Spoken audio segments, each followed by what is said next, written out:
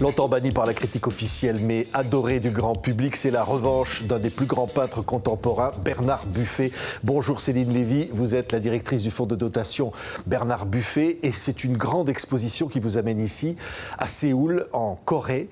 On n'avait jamais vu un pays, finalement, offrir à Bernard Buffet une véritable consécration à travers une rétrospective comme celle qui vient d'ouvrir. Depuis le 10 juin, s'est ouvert à Séoul une grande rétrospective au Seoul Art Center, une exposition de 92 peintures à l'huile, prêtée par le fonds de dotation Bernard Buffet que je dirige. Oui. Alors, c'était à la demande des Coréens aujourd'hui? Oui, c'est une demande qui nous a été faite par l'organisateur coréen qui souhaitait depuis déjà plus de 2 ans faire une exposition au Seoul Art Center qui est un lieu avec de vastes espaces d'exposition puisque nous avons dans ce bâtiment qui regroupe à la fois des salles d'exposition, un opéra et différents musées, presque plus de 2000 m² consacrés à Bernard Buffet. Oui, parce que je disais en présentation, il a été longtemps banni par la critique officielle en France et aujourd'hui, je veux dire, c'est une consécration qu'offrent finalement les Asiatiques.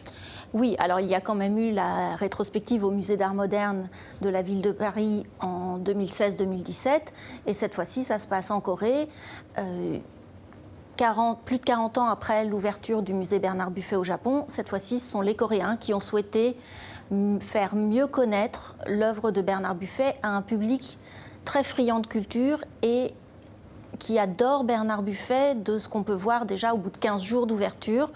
On voit que les médias relaient cette exposition, que le public est très jeune, ou en tout cas entre 20 et 35 ans, ce qui est étonnant pour un artiste qui est mort il y a 20 ans. Oui, alors il est mort il y a presque 20 ans. On va célébrer d'ailleurs ce 20e anniversaire au mois d'octobre prochain, puisqu'il s'est suicidé en 1999 en s'étouffant avec un sac plastique qui portait sa propre effigie, parce qu'il ne pouvait plus peindre, atteint de la maladie de Parkinson. En fait, Bernard Buffet ne pouvait pas vivre sans peindre. Oui, il avait prévenu, il se savait atteint depuis plusieurs années de la maladie de Parkinson. Il avait continué à peindre et au mois de juin 1999, il est tombé, il s'est cassé le poignet droit, il était droitier, et à partir de là, il n'a plus pu peindre. Et il avait prévenu son entourage, et notamment Maurice Garnier, qui était son marchand attitré et officiel depuis 1948, que le jour où il ne pourrait plus peindre, il ne voudrait plus vivre. Oui. Et donc il a mis, le 4 octobre, il a choisi de mettre fin à sa vie. Effectivement, il a pris un sac en plastique marqué Bernard Buffet, signé Bernard Buffet. C'était les sacs de la galerie Maurice Garnier et il s'est étouffé avec le sac. C'est une histoire incroyable que celle de Bernard Buffet, adulé après la guerre, considéré comme le concurrent direct de Picasso, adulé par Andy Warhol et tant d'autres, qui rencontrent Pierre Berger, une histoire d'amour avec Pierre Berger et qui devient le peintre pratiquement le plus important de la France de cette époque. Oui, il était très précoce, il est rentré aux Beaux-Arts à 15 ans sur dispense, puisqu'il était très jeune. Il a eu le prix de la critique en 1948, il avait à peine 20 ans, ex aequo avec Bernard Lorjou. Et en 1950, il rencontre Pierre Berger, ils vivent ensemble jusqu'en 1958. Et en 1958, sa route croise la route d'Annabelle Schwab de Lure, qui deviendra son épouse. Le mythique de l'époque, elle qui côtoyait Juliette Gréco, Saint-Germain-des-Prés, qui devient donc la femme de ce peintre extrêmement populaire. Mais on voit, ses œuvres abordent des sujets parfois très difficiles, comme la mort. Il peint, il représente tout ce qui l'entoure, avec son trait si particulier. Oui, sa vie, c'était la peinture. Et dès le début, dès les tableaux, ses premiers tableaux, jusqu'à la fin de sa vie, sa dernière exposition s'appelait La mort. Et toute sa vie, il a représenté soit les objets du quotidien, soit ce qui l'entourait, soit des paysages, des personnages historiques. Il a touché à tout, des sujets religieux et des villes, des architectures.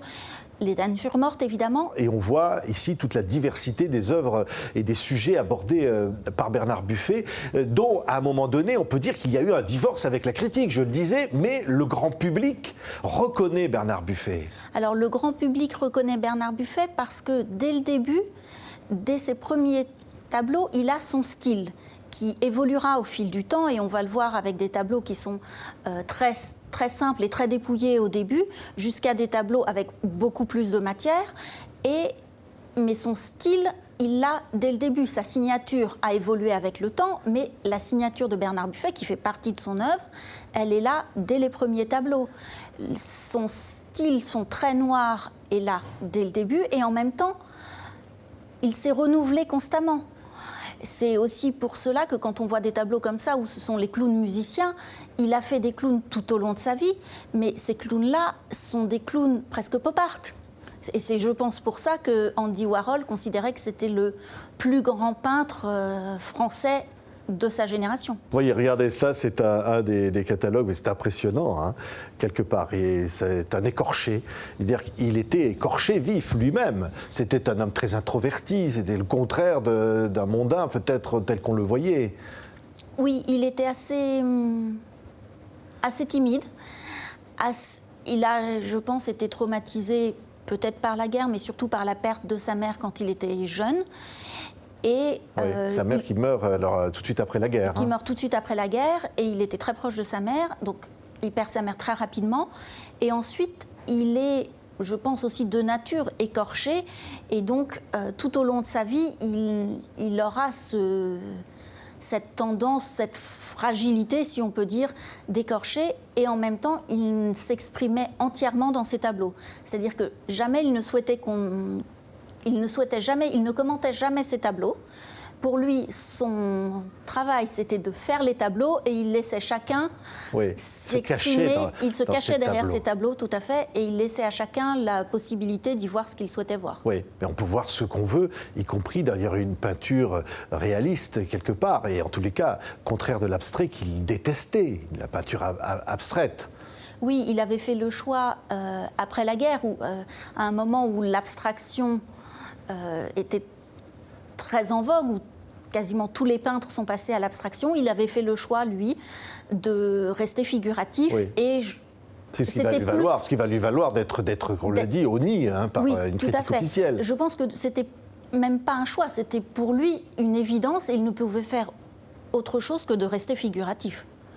Et effectivement, la tendance a été à l'abstraction, et il est resté à l'écart des voix officielles pendant un certain temps. Oui. Merci beaucoup, Céline Lévy. Il serait heureux aujourd'hui de cette reconnaissance, même s'il donnait l'impression de s'en moquer de son vivant. Il serait heureux. Oui, il serait certainement heureux. Je ne peux évidemment pas parler à sa place, mais je pense qu'il serait heureux parce que même s'il communiquait peu, il était sincèrement touché de l'amour qu'on lui portait, en tout cas de l'amour que l'on portait à ses œuvres. Oui, et moi pour l'avoir eu la chance de l'interviewer, le rencontrer, sa sincérité était frappante et son dévouement à la peinture absolument exceptionnel. Merci beaucoup Céline Lévy d'être venue aujourd'hui sur le plateau de TV5 Monde. Merci à vous.